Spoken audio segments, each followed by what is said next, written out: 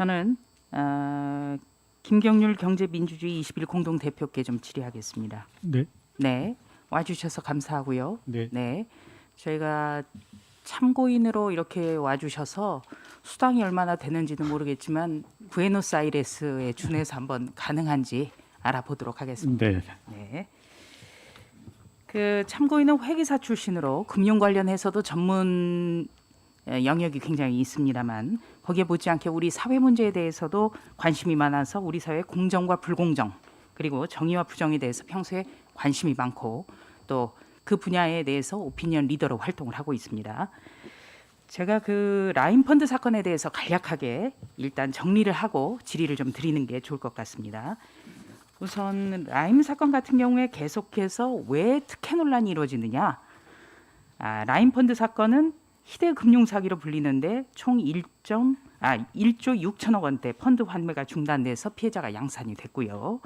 또 이 후보자 사위 일가와 현재 구속 중인 라임 부사장 그리고 특정되진 않았습니다만 법인 등 총 6명의 명의로 테티스 11호가 설정이 돼 있어요. 그런데 이 계약 때부터 다른 펀드에 비해서 특혜 계약이 문제가 돼 있습니다. 가령 매일 환매가 가능하다든가 환매 신청 후에 4일 만에 입금이 가능하다든가 이런 문제인데요.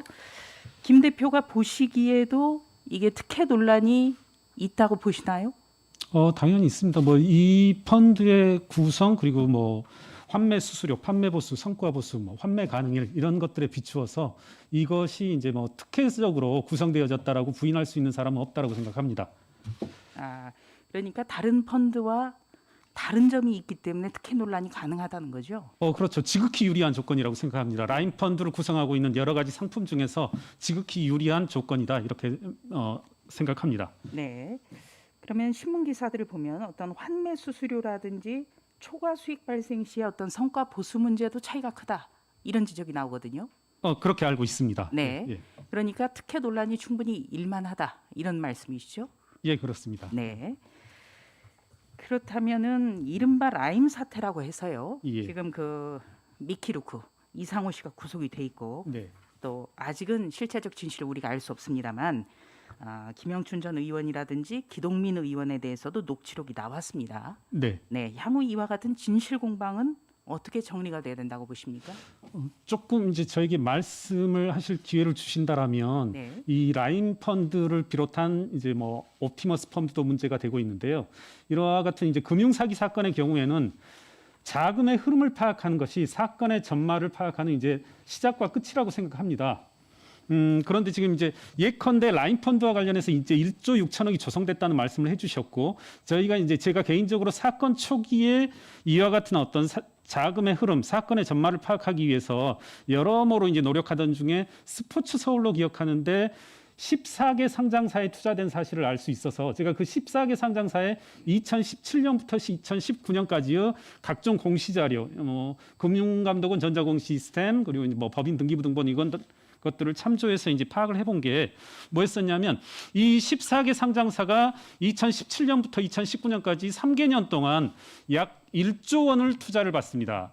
유상증자라든가 전환사채 방식으로.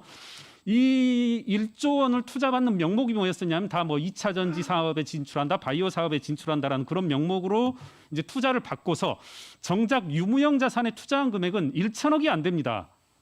그 기간 동안 3년 동안 고용도 더 줄고요.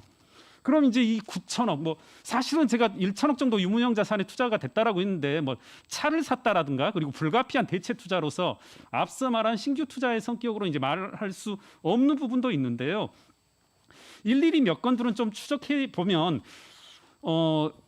의원님들 많이 이제 보이스피싱이라는 것을 들어보셨을 텐데 보이스피싱의 특징이 뭐냐면 자금이 투입되고 나면 누군가에게 자금을 주고 나면 A에서 B로, B에서 C로, C에서 D로 불이 나게 움직여버리는 건데 지금 라인 펀드 이 속성도 뭐냐면 A라는 곳에 투자되면 여러 명목으로 B로, B에서 C로, D로 이렇게 계속 자금이 오고 가고 결국엔 이제 현금화되어서 어디론가 알 수 없는 곳으로 가버리거든요. 그래서 이제 의원님께서도 질의를 해주셨지만 이 앞서 말씀하신 것처럼 김영춘 전 의원, 기동민 의원 그리고 우리 김부겸 총리 후보께서도 억울한 점을 이제 호소하고 계시는데 결국 이와 같은 억울함을 해소하는 길은 뭐밖에 없냐면 조사의 결과로 자금의 흐름의 결과로 입증하는 수밖에 없습니다. 지금 이 시점에서 추미애 전 법무부 장관께서 증권범죄 합동수사단도 해체해버리고 많은 이제 특수수사통들 전국으로 이렇게 다 뿔뿔이 흩어뜨려버린 상황에서 자금의 흐름을 파악할 수 없는 상황에서는 저는 민주당 의원분들에게 호소하고 싶은 것이 당 소속 의원들의 어떤 억울함을 호소하고 입증하는 유일한 방법은 결국은 자금의 흐름을 입증해내는 방법밖에 없다. 조사 결과, 금융당국 그리고 국세청, 검찰의 수사의 결과로 입증되어야만 할 영역이기 때문에 많은 협조가 이루어지고 또 그와 같은 조사가 이루어져야 된다고 생각합니다. 예. 예, 자금의 흐름을 좀 살펴볼 필요가 있다. 그렇습니다. 네, 그렇게 해서 차라리 명명백백하게 밝혀내는 게 좋겠다. 그렇습니다. 말씀해 주셨고요. 자, 우리 총리 후보자께서 억울하신 측면 분명히 있을 겁니다. 그런데 이 특혜 논란이 끊이지 않는 펀드에 후보자 자녀 가족이 가입한 것이요. 김 후보자가 행정안전부 장관으로 재직하던 바로 그때입니다. 그래서 이 라임 측이 어떻게 보면 의도를 가지고 후보자 가족에게 접근하지 않았을까? 저는 그런 생각도 있거든요. 저 역시 동의합니다. 그러니까 동의하십니까? 여러 가지 언론에 나온 것 이외에 제가 한 두 가지 정도를 더 지적해보고 싶은 게 뭐냐면요. 이 테티스 11호 펀드의 실체에 대해서 그리고 존재 여부에 대해서 앞에 계신 이제 장영준 증인께서 법정에서 진술하기 이전까지는 아무에게도 알려지지 않았던 것으로 합니다. 예, 결국 테티스 11호라는 펀드가 있는지 없는지 사실 저도 이제 언론을 통해서 이제 제보를 접해서 실사 보고서를 가지고 있는데요. 그 3.1 개법인에 의한 실사 보고서를 이렇게 제가 쭉 뒤져봤어요. 제가 뭐 실수로 일일이 하드 카피를 쫓다 보니까 이제 넘겼을 수는 있는데 여기에도 테티스 11호 펀드를 제가 파악할 수 없었습니다.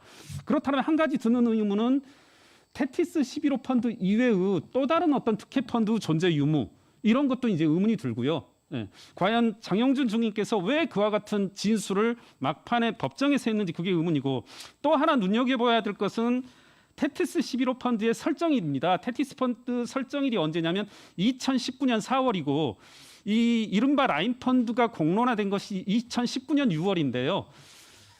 금융기관이라든가 검찰에서 문제가 된 게 2019년 6월이지 사실 이제 언론가라든가 저 같은 이제 뭐 금융 사건들 재벌들의 어떤 동향들을 이제 항상 뭐랄까요 이제 조사하는 입장에서는 이미 그 이전부터 라임에 대한 뭐랄까요 좀 흉흉한 소문들이 돌았었거든요. 인터넷 댓글들, 기사들 댓글들에 라임 펀드를 봐주십시오. 라임 펀드의 투자자들 그리고 피투자 회사들 이런 것들이 상당히 미심쩍습니다. 이와 같은 이제 약간 고발성 댓글들이 많이 있었습니다. 그렇다면 과연 무슨 이유로 2019년 4월에 이와 같은 테티스 11호 펀드를 설정하고 거기에 투자했을까? 저로서는 이제 좀 상당히 미심쩍은 이건 역시 김부겸 후보의 어떤 언설로서 입증되어질 호소할 일이 아니라 조사의 결과로 밝혀져야 될 영역이라고 생각합니다. 네, 이 시기도 굉장히 좀 의혹이 있는 것 같습니다. 그렇습니다. 네, 자 여기 보실까요? 네, 정경심 교수 사건. 네, 조국 전 장관 부인 1심 판결에서 11개 혐의가 유죄가 나왔는데 그 중에 하나가 WFM 주식이에요. 근데 이 테티스하고 똑같이요. 중요한 거는 미공개 정보를 이용해서 이득을 취하거나 펀드에 가입하는 이런 부분이 공통점이에요. 물론 여기 나온 더불어민주당 의원들 김용민 의원, 김남국 의원 지금 뭐 다 저기 부인을 하고 있습니다. 근데 비슷하지요? 양상이? 그렇습니다. 네. 예, 어떤 점이 가장 비슷하다고 보십니까? 지금 이제 유사하게 하는 것은 당시 사건 초기에 조국 장관 후보께서도 어디에 투자했는지 몰랐다. 이제 이른바 이제 블라인드 펀드라는 것을 이제 만들어냈었는데요. 사실 이제 뭐 적절한 표현일지 모르겠지만은 조국 전 장관께서 말씀하신 이제 블라인드 펀드라고 하는 것은 뭐 세계 어디에도 없는 족보에도 없는 그런 실체였던 거죠. 결국은 이제 김부겸 후보께서 지금 말씀하고 계시는 테티스 11호 펀드에 대해서 전혀 모르고 관계없다. 뭐 딸의 일이다, 사위의 일이다 이런 것들도 과연 액면 그대로 언설 그대로 받아들여야 하는지 약간 의문이 듭니다. 네.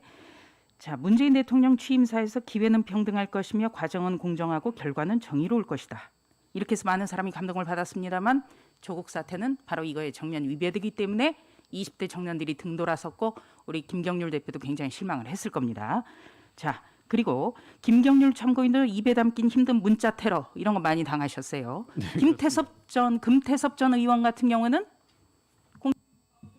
네. 뭐 이제 문재인 정부의 출범 모토라고 할 수 있는데 이제 이른바 정의, 평등, 공정 이런 것들이 집권 4년 동안 많이 희화화돼 버렸고 결국은 조금 매몰차게 말씀드린다라면 탁현민 비서관의 어떤 소품 정도로 전락해 버리지 않았나 이렇게 생각합니다. 네.